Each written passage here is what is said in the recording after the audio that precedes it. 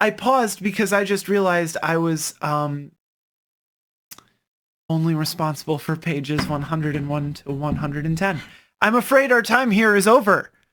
But I'm happy to discuss what I heard here. And what I heard was a description of a sort of everything and nothing. Sort of something that we all contribute to, but we can't really see. Like I'm sure that this metaphor is going to be used a couple more times than just by me. But I see it as like the tapestry that we're weaving together, the great story, right? The everything that we are and everything that we do and everything that then goes on to affect and generate a response and give us feedback that we then redigest and re-put back out there. It's understanding our place in the universe. It's the universe making space for us, I think. It's what we do having impact, and it's that impact being observable and impacting us back. It's a whole lot of, hello, I'm recording. As I said, us impacting and being impacted back. It is wild because we kept saying the funk and weaving in and out of all of this really heady to be and being and been sort of almost prosaic language. You can say funky, you can say lyrical, and I am being super unfunky about it. I'm trying to be almost clinical about it. But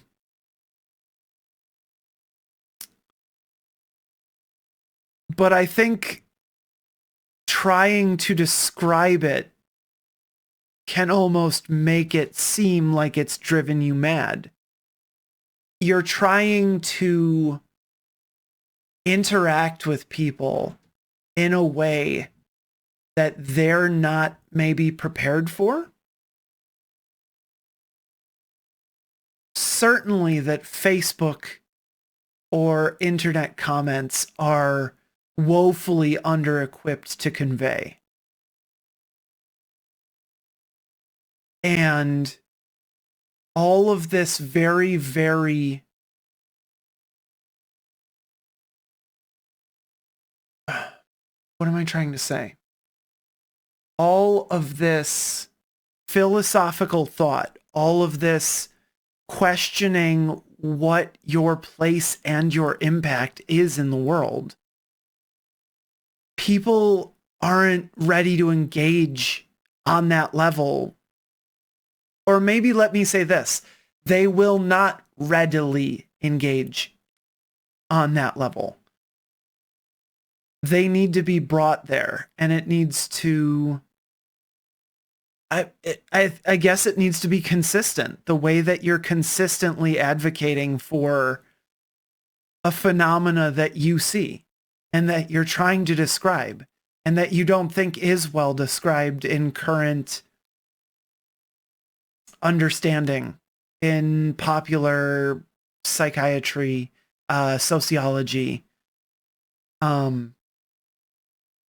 You're trying to explain that we all, whether we know it or not, impact each other. And I think somebody knows, right? Somebody always knows. They just might not have the words for it. They might not know why it happened. I again reiterate, I'm speaking to you in mid-November 2024 when great big forces, not understood to me, caused what I perceive a large amount of people to actively choose their harm.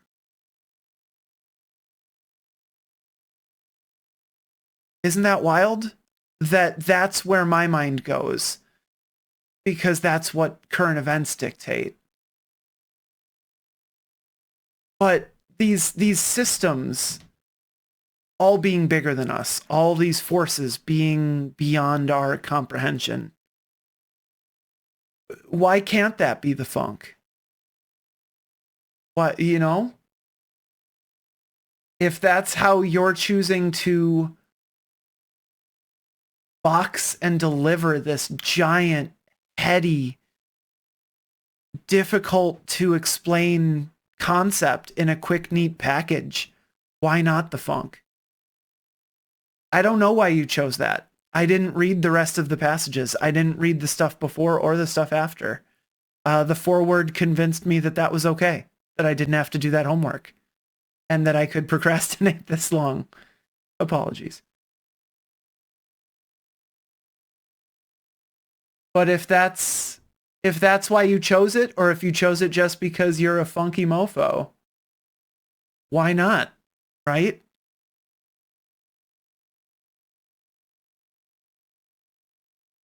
Even describing the thing causes the thing. Right? Trying to describe the funk causes a fluctuation in the funk. The funk could be the force. The funk could be the collective unconscious. I said earlier, the funk could be. I hope it's not the Illuminati. God damn, I hope it's not the Illuminati. So dumb. That was a poor attempt at humor. I think I've tried to engage with other people on Facebook, on these comment threads, and I've tried to speak to the top of their intelligence. I've tried to treat them with respect. I've tried not to immediately judge them for the tone that they had already been displaying to others. And it doesn't work. It just doesn't. It's not the forum for it, I think.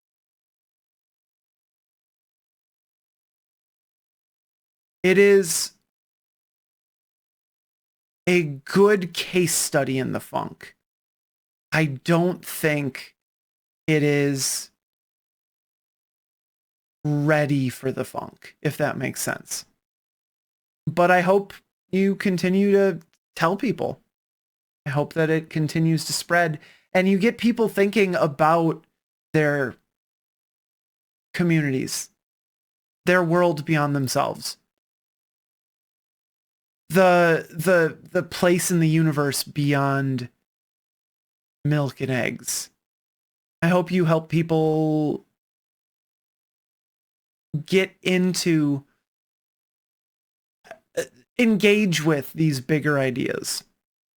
That would be a victory in and of itself. I have one more thought that I wanted to express. And this is coming from a nerdy place, so deal with it. I am who I am. The video game series Mass Effect. It's a sci-fi space opera. There is a race of synthetic beings, alien robots, intelligent AI. They're called the Geth. The Geth appear at first to be these strange reptilian, flashlight-headed, futuristic, robotic, nanotech beings.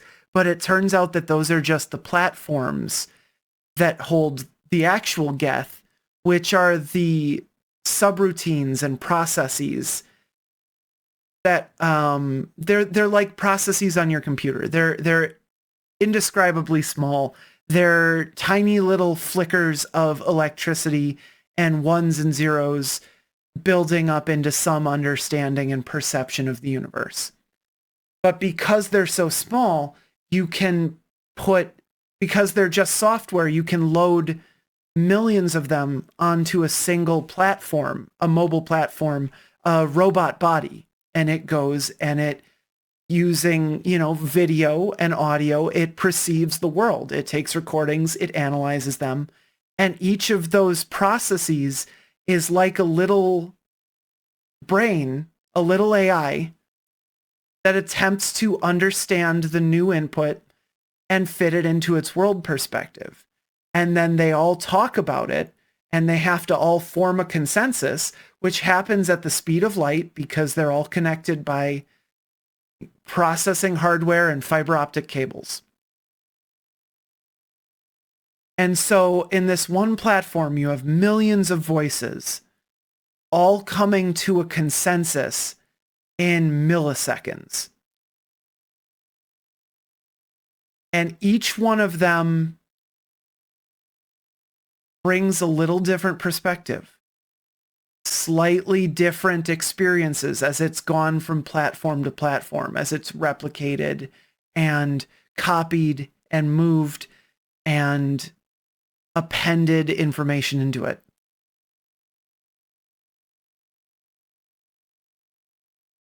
And I think that these platforms could be analogous to our communities, and the entire sort of programming, the blueprint of these geth, that's humanity. And then the universe around them is just the same as the universe around us. It's just funk. But we can imagine it happening on that lower level. Millions of computer processes talking to each other, making informed decisions, affecting each other, having simulated discussions, input and output, and coming to a decision. And then they hook into a network, an internet, and they all distribute and they spread that information. That network, again, that could be the funk. Funk 2.0, baby. There's a mission in these video games, and I promise I'm getting to a point, where you have one of these geth on your team and you have to do something for them. You have to go and find geth heretics. These are geth programs that have been overwritten with, they've been corrupted by a higher order AI. And so you're presented with this moral quandary of deleting them because they've been corrupted, or overwriting them, which is almost in a way taking some of their identity away, or even molding their society and their funk, their understanding of the world to be more appropriate to your worldview, which feels tyrannical in a way. I think an important part of the funk, once you recognize it, is to use it in responsible ways. We have influence. We also have the ability to abuse that influence. We have the ability to gain more influence through deception, through scams, through bribery, through extortion, through any number of means. And the funk is something that's delicate, but the funk is going to remember and it's going to react no matter what if I understand the funk. So knowing that the funk is going to remember what you do, what are you going to do? Thanks for talking this out with me. Catch you later, Sean. Hello, this is the thoughts and summaries in my selective reading about the funk. I am not a student of philosophy or particularly read in a lot of philosophical thoughts, but what it did remind me of was which I believe he brings up, is the Tao or the Tao. the sort of Eastern philosophy. My problem in general with concepts where it's everything and it's nothing is, to me, it ends up feeling like nothing rather than everything. A lot of absolutes and a lot of contradictory sort of thinking.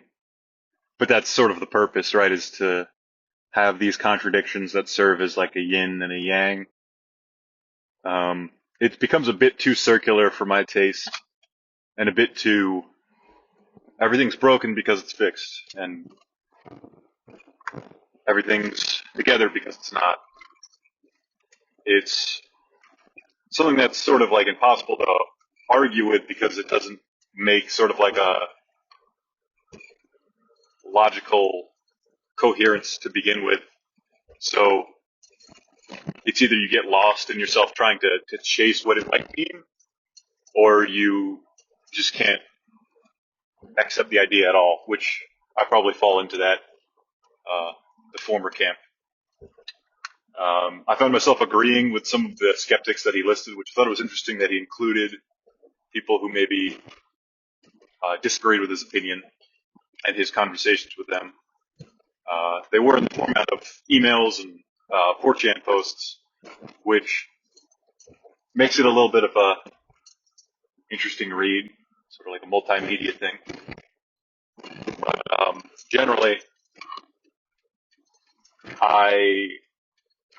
it was an interesting like thought experiment, but I'm not sure if I got particularly a lot out of it myself on the ideas and musings of the funk.